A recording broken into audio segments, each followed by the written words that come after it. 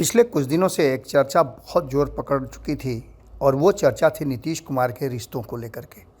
नीतीश कुमार को लेकर के अक्सर ये बातें की जाती थी कि नीतीश कुमार भले ही इंडिया गठबंधन में हैं, उन्होंने इंडिया गठबंधन को लेकर के अपनी जो प्रक्रिया है, प्रतिक्रिया है, वो भी रखी है। कई लोगों से मिले भी हैं, कई राज्यों में जा कर के वहाँ के जो क्षेत्रीय दल हैं उनको जोड़ करके इंडिया गठबंधन बनाया है। ये सारी बातें चल रही थी, लेकिन इसके साथ साथ एक और बात पैरेलली चल रही थी कि आखिर हरिवंश के साथ उनके रिश्ते कैसे हैं।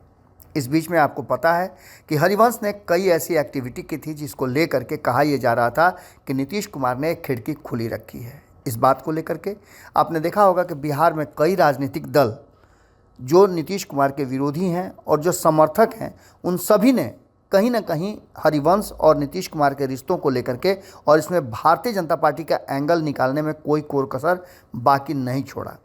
जनता दल यूनाइटेड के सांसद व राज्यसभा में जो उपसभापति हैं हरिवंश को लेकर के नीतीश कुमार में को लेकर के जदयू के भीतर भी काफ़ी नाराज़गी थी। इतना ही नहीं, जो गठबंधन बना था उस गठबंधन को लेकर के भी लगातार कहा जा रहा था कि नीतीश कुमार ने एक खिड़की खोल के रखी है, इसलिए नीतीश कुमार भरोसे के पात्र नहीं है।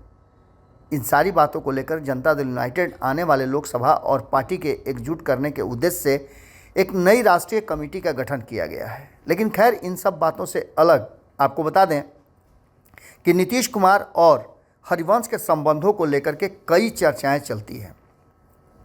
बिहार में पिछले साल जिस तरह से सत्ता परिवर्तन हुआ और सत्ता परिवर्तन के बाद हरिवंश एकमात्र ऐसे सांसद थे जो एनडीए की केंद्र वाली जो सरकार है उसके साथ जुड़े रहे, एक संवैधानिक पद पर हैं, उसे इस्तीफा भी नहीं दिया और इसके कारण लगातार नीतीश कुमार कटघरे में खड़ा हो रहे थे।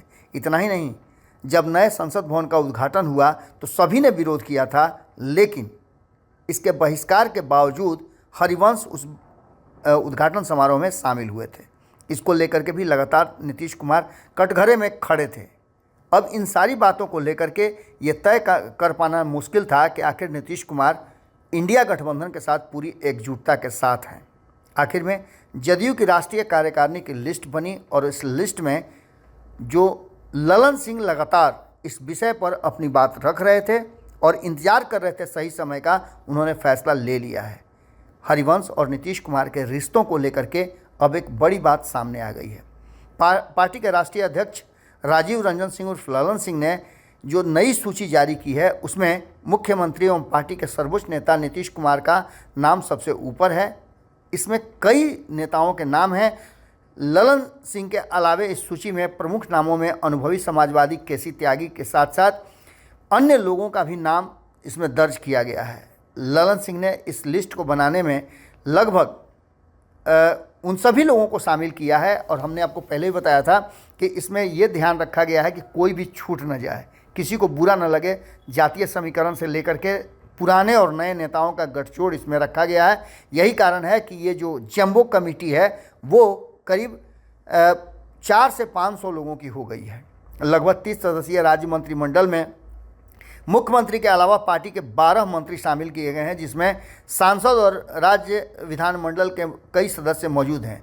सूची में शामिल किए गए सदस्यों में पार्टी के अन्य राज्य के अध्यक्ष तथा पड़ोसी राज्य पश्चिम बंगाल, झारखंड के अलावा जम्मू कश्मीर, पंजाब, केरल, तमिलनाडु, कर्नाटक, महाराष्ट्र जैसे दूर दराज के प्रांतों के भी नेताओं को शामिल किया गया है। लेकिन सबसे बड़ी बात यह हुई है कि इस लिस्ट से एक नाम गायब है। आपको बता दें कि हैरान करने वाली बात यह है कि इसमें उपसभापति हरिवंश का नाम शामिल नहीं है, जबकि यह कहा जाता था कि नीतीश कुमार से इनके संबंध बहुत बेहतर है। अब इन सारी बातों को लेकर के आप समझ सकते हैं कि हरिवंश को इस टीम से बाहर रखना ये क्या कोई नई स्ट्रेटजी है या फिर नीतीश कुमार एक और तरह से रिश्तों को बरकरार रखने के लिए इस कमेटी से बाहर रखे हैं। इससे पहले आपने देखा होगा केसी त्यागी को भी बाहर रखा गया था और कई लोग इसके कोप के भाजन बने हैं। लेकिन इस बार जो इंडिया गठबंधन है उसकी मीटिंग से पहले इस तरह का एक्शन लेना इस बात की तरफ इशारा करता है कि कहीं ना कहीं नीतीश कुमार उस स्ट्रेटजी का हिस्सा हैं जो उनके विरुद्ध खड़ी की जा रही है। देखना दिलचस्प होगा कि हरिवंश का नाम इससे बाहर करने के बाद क्या नीतीश कुमार पर विश्वसनीयता का जो तलवार लटका हुआ था वो हट जाता है।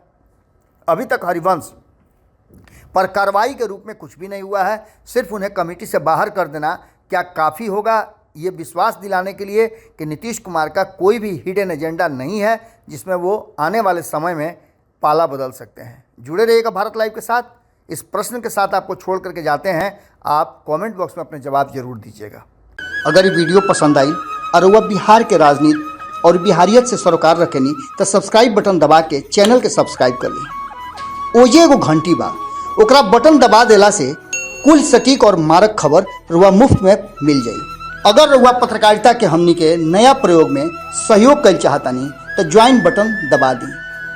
पेटीएम नंबर नोट कर ली 9386816700। धन्यवाद।